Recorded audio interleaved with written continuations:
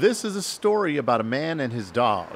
Hi, my name is Bob Quimby. I am a veteran of the Vietnam War. But before we get to his dog, let's learn a little bit more about Bob. He had a bright future ahead of him as one of the first students at the University of Massachusetts at Boston. But the Vietnam War put those plans on hold. I had to report to the Boston Army base on my 20th birthday, January 16th, 1967. He had no problem fulfilling his military obligation. I went on over 300 patrols in the 363 days I was there. In 1969, at the end of 2 years, it was time for Bob to return to school. Which was extremely difficult. With the war raging, especially in Boston, it's a tremendous amount of protesting. In April of 1970, the student body decided to go on strike, shutting the school down. And here I am, as a combat wounded veteran. I had deep feelings for the men I was with. There may have even been guys still over there, and so I just wanted to be a student and to be in my own little bubble. Amidst all the protests and turmoil, Bob was able to graduate and begin working. I started with the VA in Boston in August 1974. He eventually transferred to San Diego, leaving his hometown behind. But there was one thing that he couldn't leave in Massachusetts. I didn't know anything about PTSD. I didn't know I was impacted by my war experiences at all. PTSD, or post-traumatic stress disorder.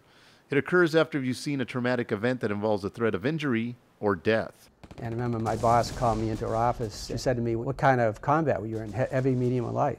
And I looked at it like, I don't know. I mean, I only know about my experiences. And his experiences involved firefights. Walked back to my desk and I had my first flashback, because that wall that had been built up broke down. Bob resigned from the VA's office, and if things weren't bad enough, Bob was labeled as unemployable by the Department of Veterans Affairs. The first time I was told that, I cried so hard. Fortunately, things have changed for him. She's looking at a squirrel. Which brings us to his dog. I was reading the Union Tribune about 4 months ago, and there was a little article in there about Pets For Patriots. An organization that was founded to help people like Bob and animals like Trust. This dog came in, was relinquished by its owner for a variety of reasons. With the help of the County of San Diego Department of Animal Services, Pets For Patriots helps give older dogs and cats a second chance at life, while giving veterans a renewed sense of purpose. I went over to his apartment because I wanted to get a feel for where the dog was going to be living and how, he was going to manage that dog. Lo and behold, about 3 weeks later, I get a phone call saying we have a pet that's been surrendered, and it was Trust. Bob had 2 hours to make his decision. It was a fairly easy one. Marlena and I took a walk around with her, and I adopted her on the spot.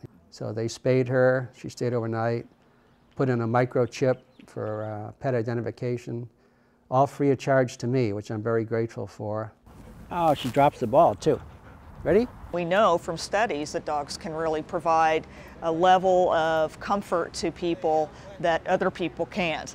And in his situation, he really needed to have that companionship of a dog. Having Trust is really the icing on the cake. And my life is so wonderful now. I'm very grateful to be in the life that I am. Time to go. For CTN.org, I'm Jose Villanueva.